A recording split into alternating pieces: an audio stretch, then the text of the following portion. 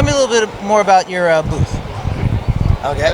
Well, my name is Santa Maria. I'm a senior art director here at Mondo. This is Hector Arce. Hi, I'm Hector Arce. I'm a senior creative director here at Mondo. Tell us about your booth. Tell us about the booth. Well, this is the Mondo booth.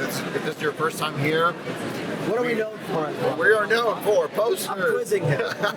We're known for posters, records, and high-end collectible toys. And it is one of the most, I would say, one of the hottest booths here at Comic-Con. Absolutely, Hector. Hector, what are the exclusives that people should be really excited about at the booth? Right? Yep. Oh, yeah. That was my name. You just go, man. All right.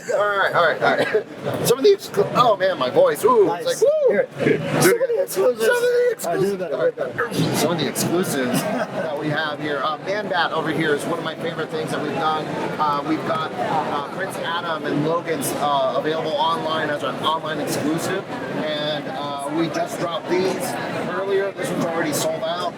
And inside the booth, we have some amazing posters, Peter. Yeah, I'm talking about posters. So Mondo is known for its posters where we got our start. And this year at the Comic-Con, we got tons of exclusives, great new releases from some of our favorite artists.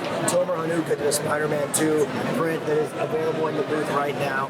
And celebrating the brand new PlayStation game that's coming out this year. Miles Morales, Venom, Peter Parker, kicking ass, taking names. And then we got great stuff from Cowboy Bebop celebrating our exhibition over at the Comic-Con Museum. So you can get a Tom Whalen exclusive today. Tomorrow we got one from Laboca and a JJ Hum coming up after that. And then our records, we got crazy records coming out, okay? So exclusives for the show. We got a, what is this called again? I forgot the name of it. Ted Lasso. Ted Lasso. I didn't want to say the wrong name. Believe. But I had to believe. Ted Lasso released 7-inch, beautiful, exclusive picture disc. We're doing great releases with Pixar, Ratatouille. We have a Wall-E soundtrack, first time ever on vinyl, and we're releasing it only on Eco Vinyl because normally we do different variants, different colors, different packaging. This time only Eco Vinyl because Wall-E is so intrinsically tied with the story of the environment and all that. So super excited about that. Go take a look at that one when you guys get a chance. Beautiful, beautiful stuff. All right, what do you think? Well, it all looks really cool. I also wanted to ask you, what is the process for kind of choosing what becomes exclusive at the shows? This is a good question, Hector, please. We just all sit around in a room and we just go, I think this is pretty cool. Yeah. And then He's not lying. It's not enough out of you. It's not a literal room. It's not a. He started stealing my job yesterday, so I'm taking the mic from him. It's not a literal room, but we jump on Teams, Microsoft Teams, great platform, and we sit there and we have our happy hour every Friday, and we go, you know, it'd be freaking cool. What did we say? You know, it'd be freaking cool. A giant juggernaut that's bigger than my niece, and so we have a juggernaut that is going to come out very soon, sculpted by Tommy Hodges. Tell us more about Juggernaut, Hector. It's exactly what he just said. Basically, no. No. So yeah, that's what we do. I mean, we take good care. Comic-Con's like our biggest event of the year. It's a Super Bowl for us. So we start planning it literally the week after Comic-Con, and it's just a year-long thing where we really take our time to curate what's going to come here. For toys, for example, we want to make a big splash. So like Man Bat was our big one where we were like, this is going to be our big release here. Literally. Yeah, like our biggest release. A 6-scale Man Bat. Yeah. That you need to go. You got. If you are lucky enough to get a Man Bat, you see the wingspan. Okay. You're gonna take Man Bat and you're gonna wipe all your old toys off the shelf with his wings. And as they go crashing to the floor, you won't feel bad about it because Man Bat is now sitting triumphantly on the top of your shelf. There you go. There you go.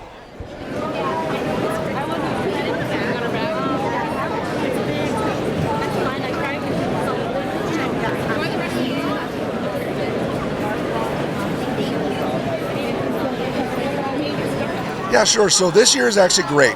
We kind of took a different approach. We decided to bring a lot of different licenses and kind of spread that out. And this is the first year, actually not the second year, but not years and years since we brought a full-size backpack. So people have known us kind of as the mini backpack kind of company, but for the first time in a long time, we did a Soundwave backpack from Transformers that's full size, and so far each of the 2 days it's the first thing to sell out. So for us that's great. So that tells us that our fan base has just really kind of exploded over the last couple of years. Not every man or woman is a mini backpack customer, so they might want something a little bit more to put your laptop in. And we have a lot of different licenses as well.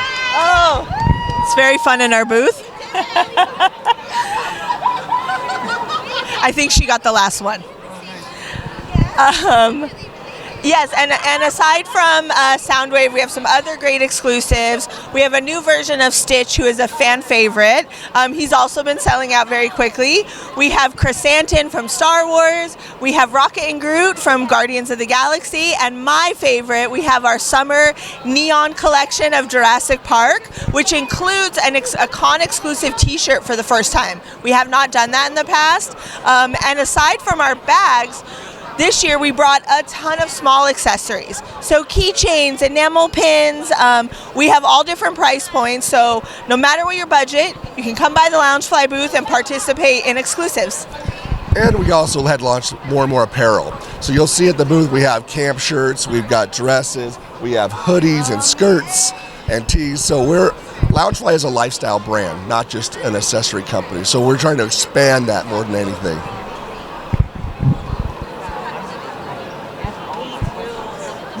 Oh, did we? Yeah, I was legitimately going to ask you, like, what exclusives did you guys bring for the show? Sorry, we do a lot of these, so we just What is your process in deciding what becomes an exclusive and what doesn't? You want a piece of that? Yeah, so I would say that it's a year-round process. So we actually develop a catalog every single month, and we're having to come up with ideas. We do about 10 to 15 collections.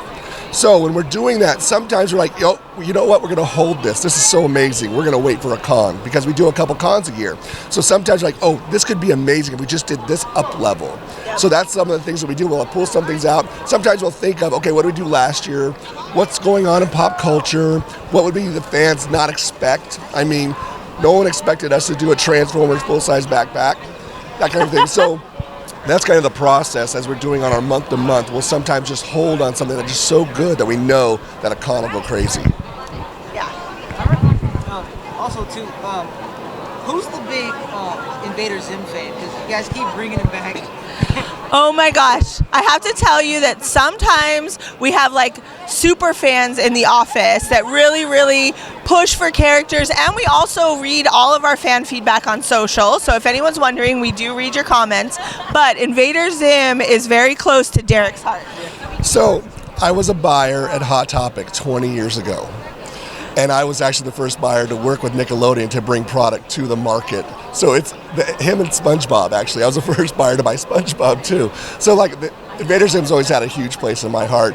Jonan Vasquez, I would sell a lot of his other products at Hot Topic back then. Johnny, the homicidal maniac, and things like that. Lenore, all that kind of stuff is great.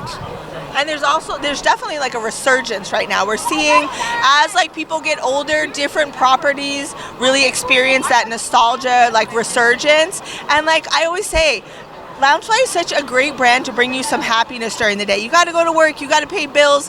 Things are not always like sunshine and roses, but you can find joy in small things, whether it's the shirt you're wearing, the bag you're carrying to work, that brings back those feelings of happy times when you didn't have bills, and it's just some of those characters that bring you joy. So that's what we're trying to do. So if you try to write something that's not okay, it will reject it.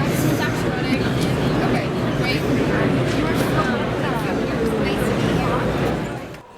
So Funko's got a massive presence here, this year. Spread out over quite a few different things. Kind of let me know what's going on in the Funko area this year. I mean, I think with Funko, with all the different brands, we always try to have something for everyone, whether you're an anime fan, whether you're a music fan, fashion fan, you can get something from one of the Funko brands, no matter what genre you're into.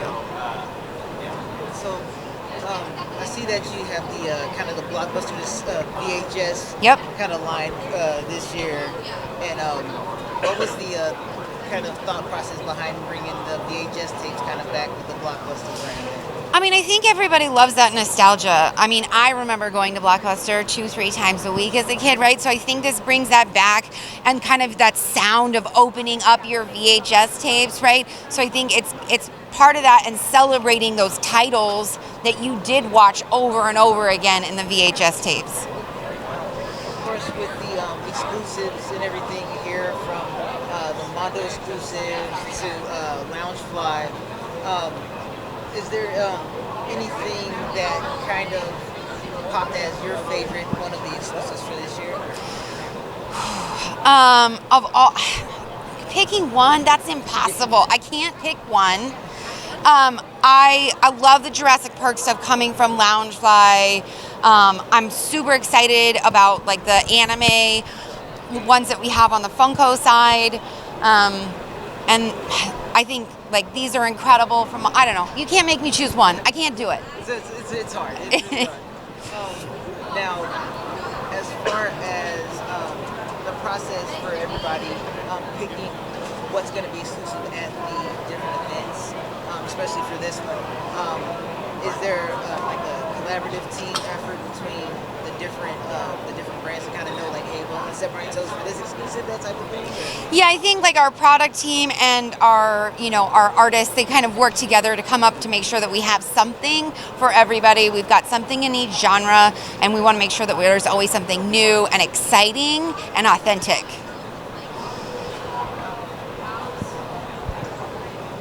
Now the Pop Yourself experience that you guys have now, could you kind of explain that whole process? Yeah, for Pop Yourself, it's actually been in our stores for 2 years. It's our #1 selling item in stores. It's exciting that we're actually, if you're a loyalty member, right now you can sign up to be one of the first people to do it online. That will start at the end of this month. And then this quarter, it will be coming online to everybody. You just had the experience of it. I think it's such an awesome thing to be able to do yourself, to be able to gift for your kids, for your family, for your coworkers, celebrating different moments in their life. Could be a birthday, could be graduation, could be anything. So I'm pumped about this coming online for everybody.